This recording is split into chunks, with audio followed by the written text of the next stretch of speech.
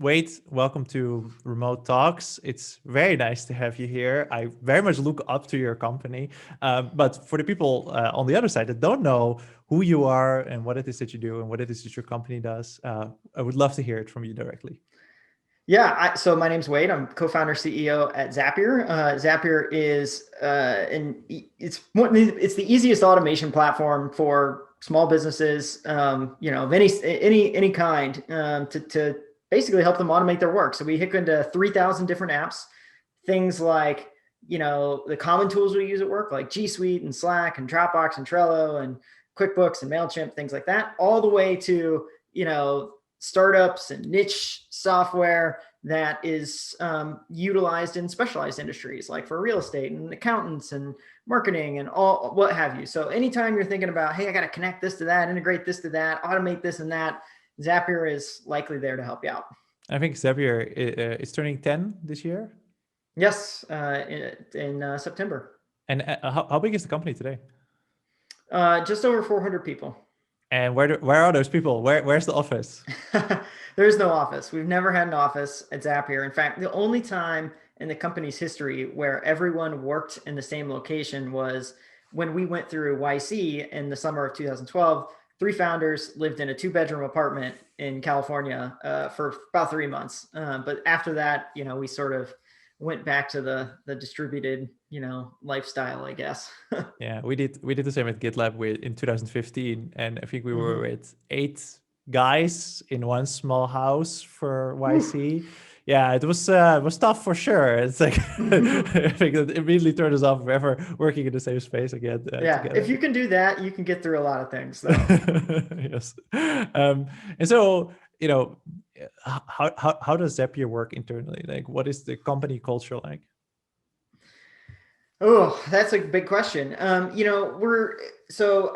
couple things that are really important to us. One, we have a couple values that help guide us in how we work. So first one is default to action. I think when you have a distributed company, you have to try to hire folks who are predisposed to finding problems and solving them. So you want those folks who are going to be naturally curious, naturally motivated, self-starters, spot an issue and get in there, roll up their sleeves and just sort of take ownership of what that looks like. I think it's important because you don't have that office to fall back on where it's like, hey, I can see that person's maybe stuck, or I can see that they're struggling a little bit. And so maybe, I'll tap them on the shoulder, see if I can help them out, or you don't get that in a remote company as easily. Maybe somebody's figured out how to do it. But for us, we found that it's just trickier. And so we try to hire folks that naturally self-starting. And so this provides, there's a lot of, just sort of, hey, see that? Can we fix it? Mentality.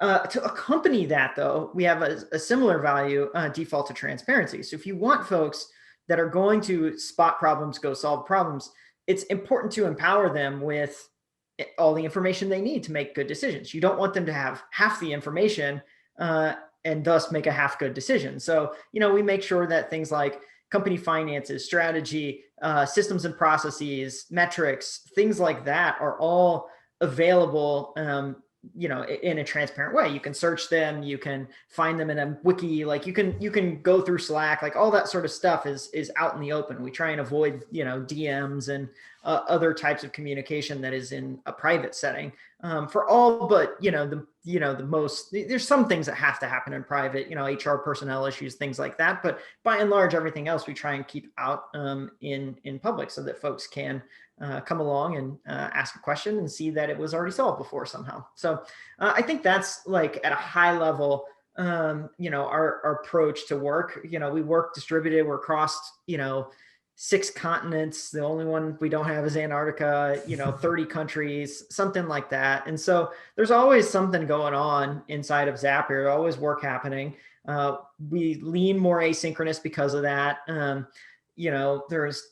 We try not to be too heavy of a meeting culture, but there has to be synchronous stuff at times to work on things. So, and it's always changing is the other aspect. Like you grow and you realize, hey, some things that worked before aren't working as well now, and you try and fix them. So we're constantly evolving as well. So I think that kind of gives a good high level summary of how we work. Yeah, it's very interesting to hear. I mean, there's a lot to unpack here, but one question that immediately came to mind is, you have people all over the world. Are there particular practices that you have? Like, do you, for example, build teams based on their location and how much overlap they have in working hours? Yeah, this is something that has changed over time. I think early on we were a bit naive about the impact of time zones. One of the first people we hired outside the United States, we hired in the UK. And when they joined, we sort of talked about, say, hey, we've never done this big of a time zone difference before. Not sure it's going to work, but we think it will. Hopefully you're up for giving it a try too. But I just want to be honest that we just don't know. It ended up working great. Like was quickly one of our best, most productive engineers on the team. And so we sort of were like, oh, time zones, not a big deal. And that kind of was our viewpoint for a little while. And then it kind of got to a point where it was like, oh, I think we had a situation where we hired a new engineer in, APAC, and then they were joining a team that had engineers in Europe and in Americas. And it just was like so difficult for this person to like get up to speed, to have camaraderie with the team that they were on. And it just kind of was like, it just was everything that sort of normally worked just kind of naturally just didn't work in that situation. And so that kind of caused us to step back and reflect a little bit. And since then, we've been a little more intentional about how we approach it. Some teams have natural time zone diversity. You think of your support teams, 24/7 follow the sun is great. Anyone that's doing like ops infrastructure, great to have that sort of 24/7 follow the sun model. But in your like maybe core product teams, you actually want like maybe 3 or 4 hours of time zone overlap. And so we've been moving more towards that over time. It's not a hard and fast rule. It's more of a guideline. It's like, hey, this is probably going to help these teams be more effective. And so we try and lean that way where possible. And so is there, in hiring globally, is there anything that surprised you, like anything particularly good or bad that came out of like truly hiring across the globe? Sure. I mean, the talent is incredible across the globe. I think that's one thing that was quickly obvious to us, is that, while there are some maybe executive level functions that are trickier to hire globally, by and large, your engineering roles, your support roles, your marketing roles, sales role, there's great talent everywhere. And so, limiting yourself to San Francisco or New York City or whatever, just sort of artificially limits the talent pool you have access to. So I think that's one thing that's just very obviously a good thing, is the access to talent you get from hiring globally. The time zone thing, we talked a little bit, that definitely surprised us a little bit, how it ended up being a little more tricky. This well, there's a lot of compliance and regulatory work that you have to deal with, when you enter in different countries and things like that.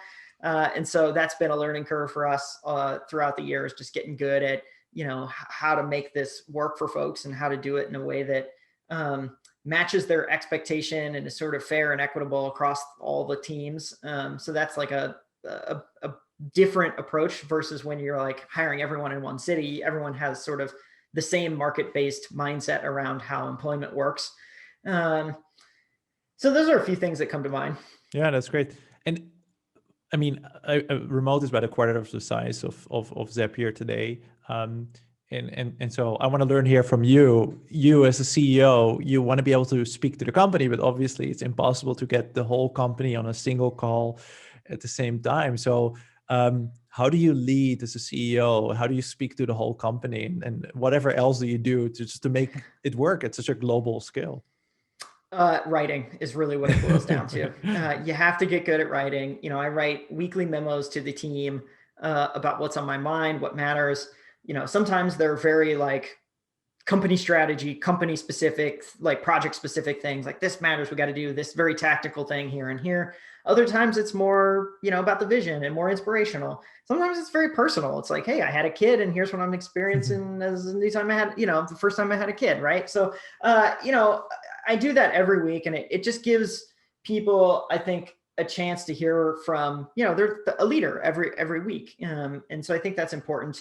And lately I've been experimenting with my co-founders a little bit more on podcast format. So we're running an internal podcast. I got this idea from crew at Shopify, I guess, has a pretty prolific internal podcast. And that's been fun. It's a little more free flowing, a little more, you can get a couple people to sort of riff on an idea or a concept. We'll see how it goes. We've produced, I think, 6 or 7 episodes so far, and they're each on like an individual topic. And I expect that they become like pretty good canonical examples of like particular issues that we have inside of Zapier that are related to our product or our company culture, so that when new people join, they can go see like, hey, how does X leader in this very specific but very important part of Zapier think about this area of work. So we're trying that. We'll see how that goes, but I think it's writing doesn't, I think, always get your personality across as well. And so the podcast is another way to just get that in. I think one of the things I've learned as we've gotten bigger and bigger too, is that folks learn and digest things in different ways. And so, if you can produce different mechanisms to like help people get on board and understand the direction, like that's probably a good thing. Not everyone's going to be like a prolific reader. And maybe in a remote team, it's probably more heavily indexed that direction, but you get big enough and it's not going to be everyone's preferred format. And so, if you can mix things up a little bit, have different ways for folks to catch things, it's generally a good thing. Yeah, we've been experimenting with videos a lot. So rather than like, I always speak at our all hands, but obviously only about half the team can make that at best. So we've been recording like little Loom videos. And the nice thing is now you can also have them be transcribed. So one of my reports that recently joined, I recorded a bunch of videos for his first day. I was like, well, you could just watch these in your own time, and then the time that we meet, we can actually have a discussion. And then he told me, yeah, I just read the transcriptions of them, which is really goes to your example. Like, yeah, I wanted to transmit this personality through the video, but like that's just not his preferred way of consuming information, and so he just read them, which is kind of cool that works as well. Works great, right? Like people can sort of pick, and it's a choose your own adventure sort of style of learning, which I think is good. A few years ago, Zapier offered employees $10,000 to leave the Bay Area. What was the outcome of that? Did many people take that, and what was the response internally? Well, we didn't actually have that many people employed in the Bay Area. I think this is one thing that happens when you have these fully remote companies. This was just for Jane. Like, yeah, it was like there's a couple folks there, not a huge number. But the reason we did it is we'd hired 2 people recently that, after getting hired, immediately left. Like one went to Pennsylvania and one went to Florida, I think. And so we were like, that's interesting. And, had this idea to turn relocation on its head a little bit, instead of saying, hey, you should move to San Francisco, as a condition of your employment, you have to move to San Francisco. We said, hey, as a condition of your employment, move wherever you want.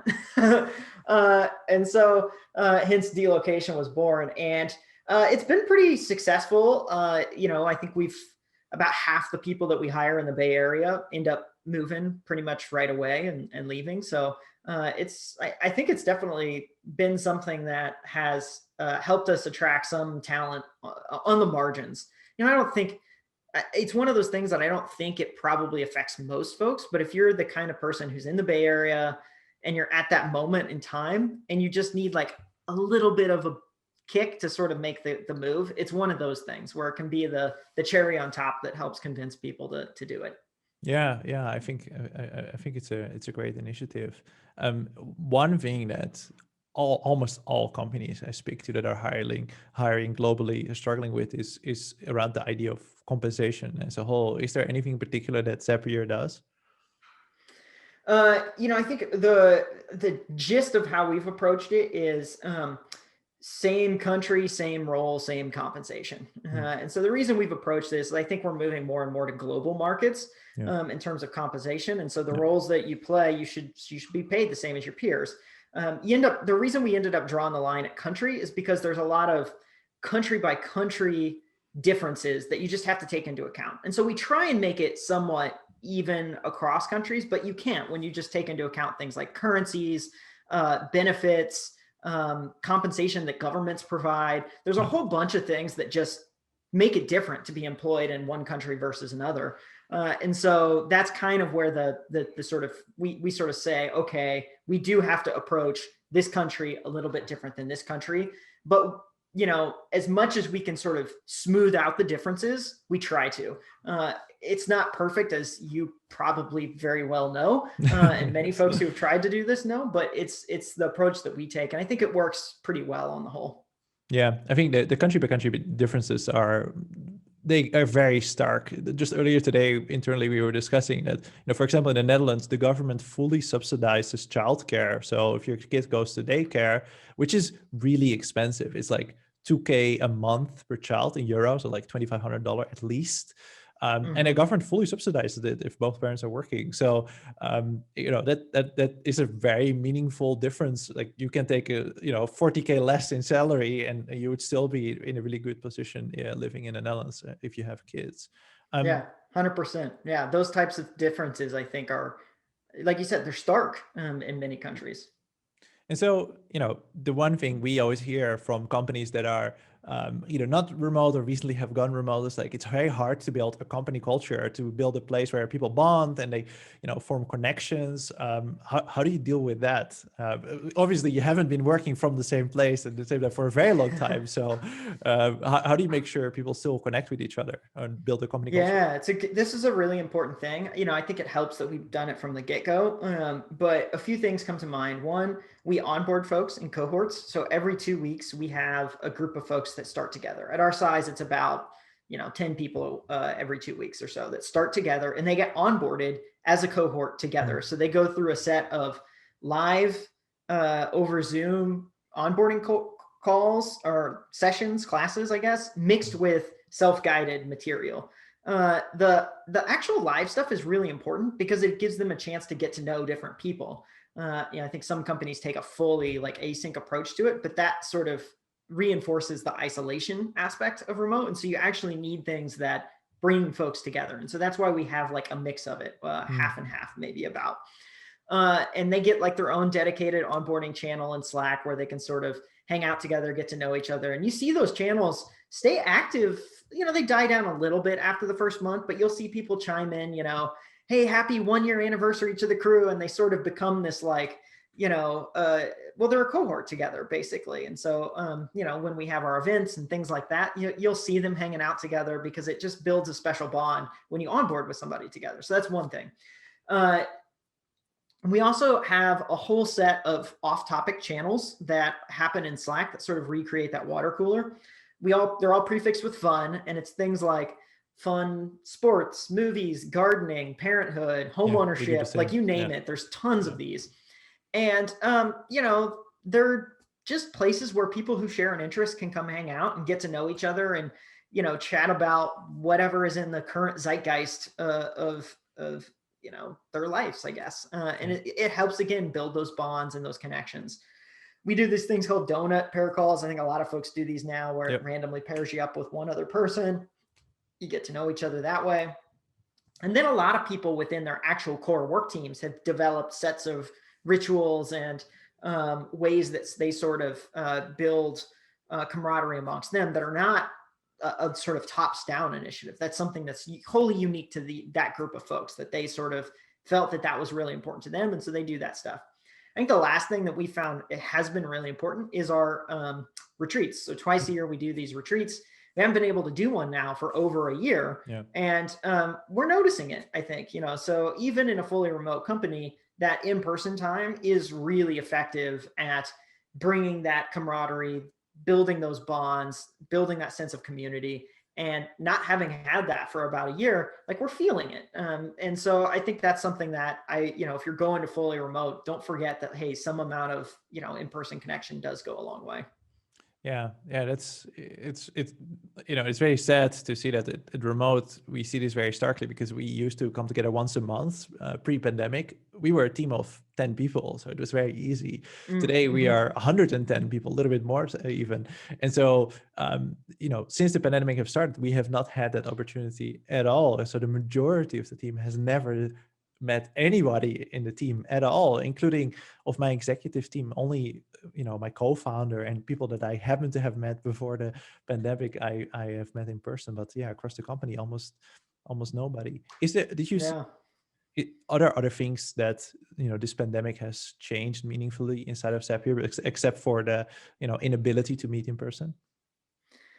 Yeah, I think you know, I think this is not unique to Zapier, but I think it's something that all of us are sort of trying to deal with. And I've seen some pundits call this the Great Reset, where I think a lot of folks have been cooped up in a house or wherever, a hotel, like, or their apartment or a condo, whatever, wherever they live. They've been cooped up for over a year. They haven't had a lot of control over their life. It's been disrupted in so many different ways. Maybe there's been illness and death in their family. Maybe they're dealing with Zoom school. Like Yeah. there's the experiences are unique, but there's many that are shared in common as well. And one of the things we've noticed is like that just means there's a lot of folks that are taking a reset on like how they think about what they want. We had a small boutique contractor that we used for a particular function in the company, and they notified us at the beginning of the year that the business owner, she ran the whole thing. She's like, hey, I'm going to stop doing this. I'm going to go to culinary school instead.